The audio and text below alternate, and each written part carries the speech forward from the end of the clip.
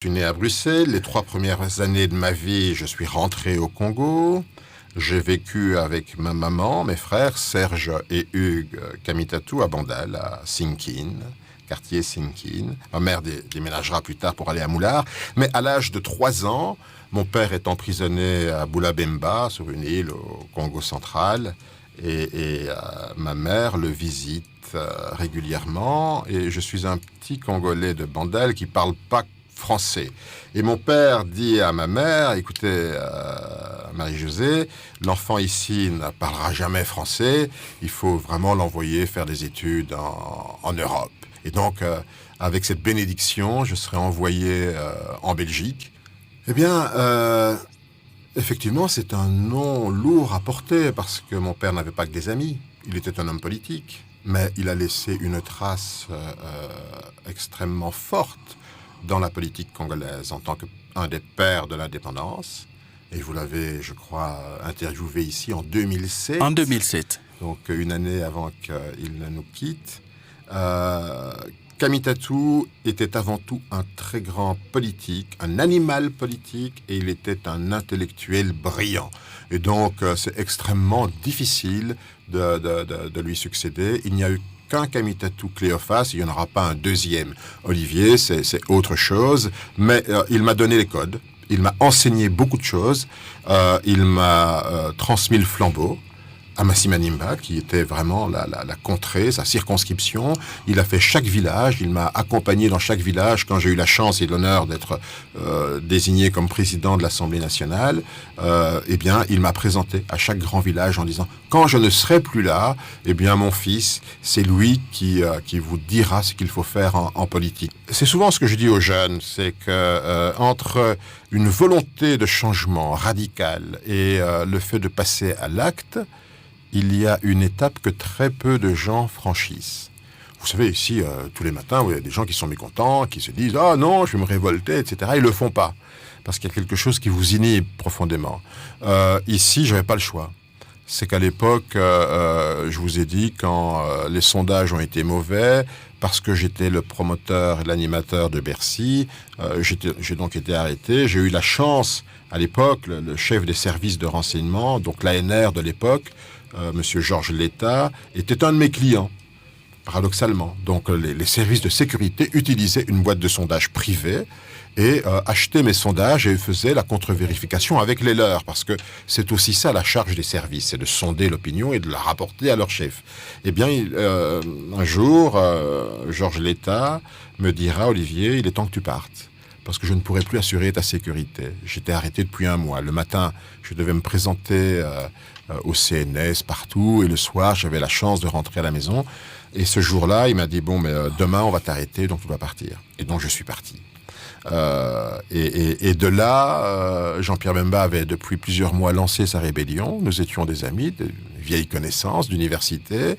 Et il m'appelle, il me dit « Olivier, qu'est-ce que tu fais ?» Alors, mais viens voir ce que je fais, je serai à Kampala telle date, je t'envoie un billet d'avion, viens voir, simplement. Bon, j'ai pris un billet pour 10 jours, j'ai toujours le retour avec moi, parce que je ne suis jamais rentré, et finalement les 10 jours sont devenus 1 an, 2 ans, et c'est comme ça que finalement j'ai intégré la branche politique du MLC à l'époque. Jean-Pierre étant, bien entendu, le chairman, il gérait tout, mais il était plus intéressé par la branche militaire, et il m'a laissé une très grande liberté à gérer les négociations qui ont commencé et qui ont abouti à l'accord de Sun City. Je pense que ce que Jean-Pierre Bemba a payé extrêmement lourdement, c'est le fait qu'il avait une armée qui était extrêmement bien organisée, qui a commis certainement des écarts, comme toute armée commet des écarts. Il a payé cela très cher parce qu'il n'avait pas un mandat d'intervenir, même à la demande du président centrafricain, qui l'a appelé au secours. Et donc, il lui a porté secours, effectivement, à un certain moment, tout comme il avait 2 ans avant porté secours aux expatriés qui étaient menacés par un autre coup d'État qui s'était déroulé 2 ans avant avec Kolingba. Donc il s'est investi fortement, mais sans avoir aucun mandat international, et il l'a payé extrêmement cher.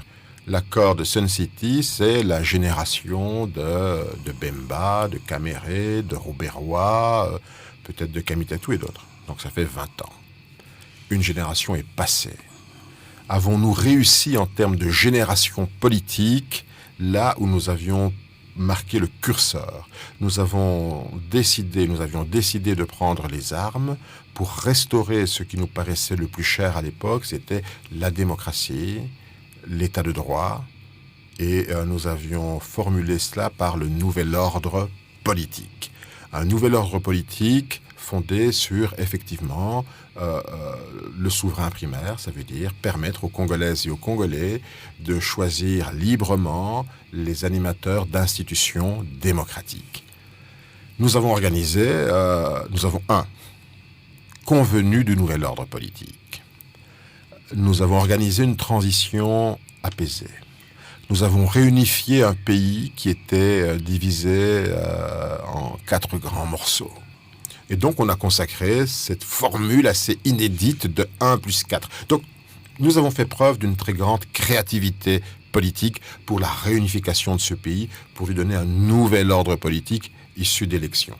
On a d'abord élaboré une constitution, et tous les jours, j'invite les Congolaises et les Congolais à relire ne fût-ce que le préambule de cette constitution de 2005, qui était adoptée par référendum en décembre 2005, promulguée en 2006. Est-ce que 20 ans après, nous sommes toujours d'accord sur ces 6 points? Je le crois. Est-ce que nous les avons appliqués? Je ne le crois pas. Parce qu'aujourd'hui, on constate qu'effectivement, les institutions ne travaillent pas dans l'harmonie. On constate qu'effectivement, on n'arrive pas à contrer les dérives dictatoriales, que la gouvernance est totalement défaillante, que les conflits sont récurrents. Il y avait 50 groupes armés en 2018, ils sont 150 aujourd'hui, et que finalement, l'alternance démocratique voulue dans cette constitution, on est peut-être en train de nous organiser une nouvelle grande mascarade. Donc, effectivement, le bilan n'est pas positif. Et donc, votre génération a échoué? Je pense qu'elle n'a pas réussi. Quand on touche au fondement d'une personne, je ne peux pas croire que ça ne le touche pas. Je ne lui en parle pas. Mais ça renforce probablement sa détermination à aller de l'avant, parce que tout ça est bâti sur du mensonge. Il ne faut pas oublier que Moïse Katumbi est né d'un ventre congolais dans une communauté qui est matrilinéaire. N'allez pas demander à sa communauté de renier Moïse Katumbi parce que son papa ne serait pas congolais. Ce serait contre les traditions de cette communauté. La loi sur la nationalité a été forgée dans l'accord de cessez-le-feu de Lusaka en 1999.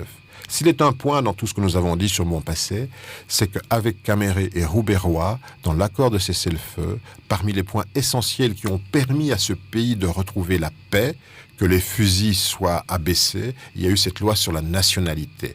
Ce premier texte, qui n'est pas encore une loi, mais qui est un accord qu'on convient entre le RCD, le MLC et le gouvernement de Kinshasa, c'est de dire qui est congolais, qui ne l'est pas. Et c'est une loi extrêmement généreuse et créative. On dit qui est congolais de père ou de mère, vous êtes né en République démocratique du Congo, ou vous appartenez à une des communautés qui faisaient les frontières du Congo en 1960. Voilà les 3 points, le ius soli, le ius sanguinis. Nous avons mêlé les deux et nous avons ajouté la communauté à laquelle vous appartenez. Nous avons repris ce texte en 2003 dans la Constitution de transition. Nous avons repris ce texte en 2005 dans la Constitution qui nous régit aujourd'hui. Et quelques olibrius, simplement pour un individu qui gêne, voudrait remettre en question ce que nous avons bâti depuis 1999. Donc, Moïse Katumbi, très clairement, s'affirme comme étant un grand leader, et je ne pense pas qu'il soit touché par cela. Ce qui le toucherait, c'est qu'effectivement la loi puisse être modifiée simplement pour son cas à lui. On sait qu'il y a des majorités mécaniques, on sait que l'Assemblée nationale n'est que l'ombre d'elle-même aujourd'hui, mais je crois que il faut raison garder.